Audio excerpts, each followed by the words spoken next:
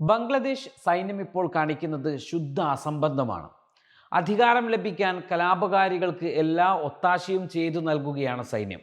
ബംഗ്ലാദേശിൽ നിന്നും വരുന്ന വീഡിയോകളിലെല്ലാം സൈനിക ടാങ്കുകൾക്ക് മുകളിൽ കയറാൻ പോലും സൈന്യം കലാപകാരികളായ വിദ്യാർത്ഥികളെ അനുവദിക്കുന്നതും അവരുടെ കവചിത വാഹനങ്ങളിൽ കുറുവടിയേന്തിയവർക്ക് ഇടം നൽകുന്നതുമെല്ലാം പതിവ് പോലെ കാണാം. നിങ്ങൾ അടിച്ചു തിമിർത്തുക, ഞങ്ങൾ ഇവിടെ ഉണ്ടാകുമെന്ന പോലെയാണ് സൈന്യത്തിൻ്റെ പെരുമാറ്റം കലാപകാരികളോടുള്ളത്. കലാപകാരികളുടെ ആവശ്യം ഷെയ്ഖ് ഹസീന രാജിവെക്കണമെന്നും നടപ്പിലാക്കാൻ ഉദ്ദേശിച്ച സംവരണ നിയമം നടപ്പിലാക്കാതിരിക്കലുമാണ്. ഇവ രണ്ടും ഈ സാഹചര്യത്തിൽ പ്രക്ഷോഭകർക്ക് വിജയം നൽകിയെങ്കിലും ഇപ്പോഴും കലാപത്തിന് ഒരു അറുതിയും വരുത്തിയിട്ടില്ല. വിദ്യാർത്ഥികൾ കണ്ണിൽ കണ്ടവയെല്ലാം തച്ചുടക്കുന്നതാണ് കാണുന്നത്. മുൻപ് പാകിസ്ഥാനിലും സൈന്യം ഈ രീതിയിൽ പെരുമാറിയത് നമുക്ക് മുന്നിൽ ഉദാഹരണമായിട്ടുണ്ട്. എന്നാൽ പിന്നീട് ഇതേ ജനക്കൂട്ടത്തിന് നേരെ സൈന്യം തിരിഞ്ഞതും വെടിവെപ്പുണ്ടായതും അതുവഴി പല ആളുകളും കൊല്ലപ്പെട്ടതുമൊക്കെ നമ്മൾ കണ്ടു. ഇന്ന് ഈ കലാപകാരികളെ പ്രോത്സാഹിപ്പിക്കുന്ന സൈന്യത്തിന് തന്നെ ഇവരെ അടിച്ചമർത്തേണ്ട ഒരു ഘട്ടം കൂടി വന്നേക്കാനുള്ള സാധ്യത ബംഗ്ലാദേശിൽ നമ്മൾ കാണേണ്ടതുണ്ട്. ഇതേ സാഹചര്യത്തിലേക്കാണ് ബംഗ്ലാദേശും പോയിക്കൊണ്ടിരിക്കുന്നത്. ഷെയ്ഖ് ഹസീനയോട് രാജ്യം വിടാൻ 45 മിനിറ്റ് സമയം സൈന്യം അനുവദിച്ച ശേഷം അവർ തന്നെ വന്നിറങ്ങിയത് ഉത്തർപ്രദേശിലെ സൈനിക ബേസിലാണ്. ഇവിടെ നിന്നും ഇംഗ്ലണ്ടിലേക്ക് തിരിക്കുമെന്ന് പറഞ്ഞിരുന്നുവെങ്കിലും ഇപ്പോഴും ഇന്ത്യയിലെ രാഷ്ട്രീയ അഭയാർത്ഥിയായി ഷെയ്ഖ് ഹസീന തുടരുകയാണ്. ഷെയ്ഖ് ഹസീനക്ക് അഭയം നൽകിയ ഇന്ത്യയുടെ തീരുമാനത്തിനെതിരെയാണ് ഇന്ത്യൻ വിദ്യാർത്ഥികൾക്ക് നേരെയും ഇന്ത്യക്കാരുടെ സ്ഥാപനങ്ങൾക്ക് നേരെയും ക്ഷേത്രങ്ങൾക്ക് നേരെയും എന്തിനേറെ ഇന്ത്യൻ ഹൈക്കമ്മീഷന് നേരെ പോലും ബംഗ്ലാദേശികൾ തിരിഞ്ഞിരിക്കുന്നതും വളരെ വലിയ രീതിയിലുള്ള ആക്രമണങ്ങളൊക്കെ നടത്തിക്കൊണ്ടിരിക്കുന്നതുമൊക്കെ. ഇന്ത്യൻ ഹൈക്കമ്മീഷനേറ്റിൽ നിന്നും ഉദ്യോഗസ്ഥരോട് ഇന്ത്യയിലേക്ക് മടങ്ങാൻ വിദേശകാര്യ മന്ത്രാലയം ഇപ്പോൾ ആവശ്യപ്പെട്ടിരിക്കുകയാണ്. ഇന്ത്യക്കാരുടെ സ്ഥാപനങ്ങൾക്ക് പുറമെ ആരാധനാലയങ്ങൾക്ക് നേരെയും ആക്രമണം നിരന്തരം തുടർന്നുകൊണ്ടിരിക്കുകയാണ്. പ്രദേശത്തു നിന്നും ഇന്ത്യൻ വിദ്യാർത്ഥികൾ ഉൾപ്പെടെയുള്ളവർ തിരിച്ച് ഇന്ത്യയിലേക്ക് തന്നെ വന്നിട്ടുമുണ്ട്. പ്രദേശത്തെ പള്ളികളിൽ നിന്ന് രാജ്യത്തെ ന്യൂനപക്ഷങ്ങളായ ഹിന്ദുക്കളുടെ ആരാധനാലയങ്ങൾ സംരക്ഷിക്കണമെന്ന അഭ്യർത്ഥനകൾ പ്രക്ഷോഭകരോട് നടത്തിക്കൊണ്ടിരിക്കുകയാണ്. ചില ദേശങ്ങളിൽ ഹിന്ദുക്കളും മുസ്ലിങ്ങളും ചേർന്നാണ് ക്ഷേത്രങ്ങൾക്ക് കാവലിരിക്കുന്നതും ആ രീതിയിലുള്ള കാഴ്ചകളൊക്കെ ഇന്ന് ബംഗ്ലാദേശിൽ നമ്മൾ കണ്ടുകൊണ്ടിരിക്കുകയാണ്. ഷെയ്ഖ് ഹസീനയുമായി അഭേദ്യമായ ബന്ധമായിരുന്നു ഇന്ത്യക്കുണ്ടായിരുന്നത്. ബംഗ്ലാദേശ് സ്ഥാപകനായിരുന്ന ഷെയ്ഖ് മുജീബുർ റഹ്മാന്റെ മകളെന്ന നിലയിലും സ്ഥിരതയുള്ളൊരു സർക്കാരിനെ നയിച്ചു വന്ന ഒരാളെന്ന നിലയിലുമൊക്കെ ഇന്ത്യക്ക് ഷെയ്ഖ് ഹസീനയോടൊരു പ്രത്യേക താല്പര്യമുണ്ടായിരുന്നു. ആ രീതിയിൽ സർക്കാരിനെയൊക്കെ ഷെയ്ഖ് ഹസീന നയിച്ചു വരുന്നതിനിടെയാണ് സ്വാതന്ത്ര്യ സമര സേനാനികളുടെ മക്കൾക്കും പേരക്കുട്ടികൾക്കും സംവരണം നൽകുവാനുള്ള നിയമം അവാമി ലീഗിന്റെ നേതൃത്വത്തിലുള്ള ഷെയ്ഖ് ഹസീനയുടെ ബംഗ്ലാദേശ് സർക്കാർ നടപ്പിലാക്കാൻ ശ്രമിച്ചത്.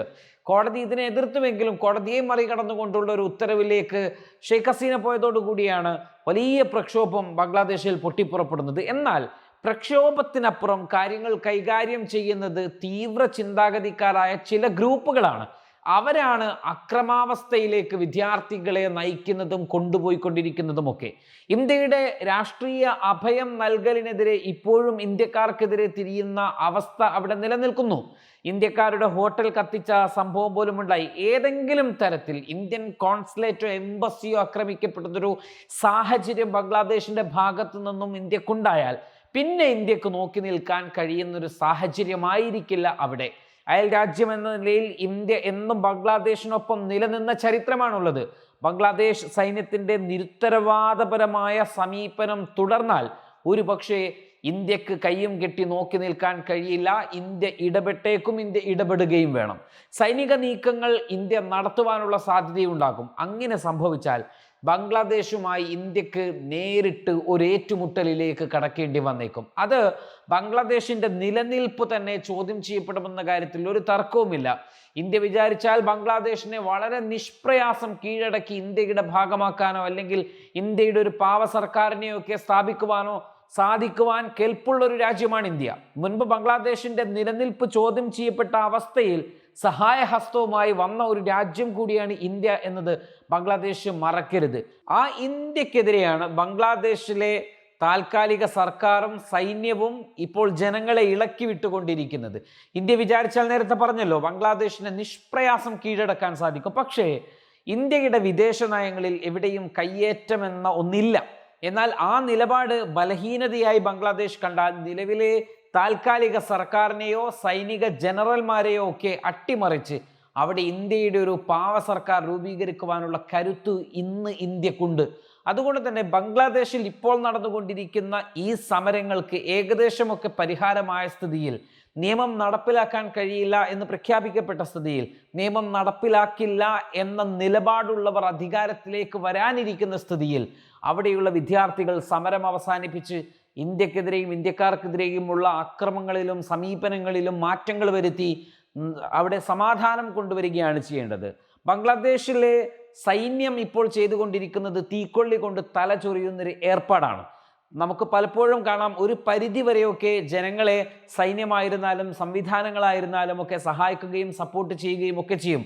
ആ എന്താവശ്യത്തിനാണോ അവർ സപ്പോർട്ട് ചെയ്തത് ആ ആവശ്യം നിറവേറ്റി കഴിഞ്ഞാൽ പിന്നീട് അവരുടെ ശത്രുക്കൾ തങ്ങൾ ആരെയായിരുന്നുവോ പ്രോത്സാഹിപ്പിച്ചിരുന്നത്, തങ്ങൾ ആരുടെയൊക്കെ പിന്തുണയായിരുന്നു ഉണ്ടായിരുന്നത്, അവർ തന്നെയാണ്. ആ രീതിയിൽ അവിടുത്തെ പ്രക്ഷോഭകരെ നാളെ ബംഗ്ലാദേശ് സൈന്യം അടിച്ചമർത്തുന്ന ഒരു കാഴ്ച കൂടി നമ്മൾ കാണേണ്ടി വരും. അതുകൊണ്ട് ഈ ഘട്ടത്തിലെങ്കിലും സർക്കാർ ഇടപെട്ടുകൊണ്ട്, അല്ലെങ്കിൽ സൈന്യം ഇടപെട്ടുകൊണ്ട്, അല്ലെങ്കിൽ ഉത്തരവാദിത്തപ്പെട്ട ബംഗ്ലാദേശിലെ രാഷ്ട്രീയ നേതൃത്വം ഇടപെട്ടുകൊണ്ട് അവിടെ ഒരു സമാധാനപരമായ സമീപനം സൃഷ്ടിക്കുവാൻ അവിടെ മുൻകൈ എടുക്കണം എന്ന് തന്നെയാണ് പറയാനുള്ളത്. അത് അങ്ങനെ കഴിയുന്നില്ല എങ്കിൽ അവിടേക്ക് ഇന്ത്യക്ക് ഇടപെടുവാനുള്ള എല്ലാ സാധ്യതയും ഇപ്പോൾ നമ്മൾ കണ്ടുകൊണ്ടിരിക്കുകയാണ്. Waytonikah.com, the exclusive Muslim matrimonial site.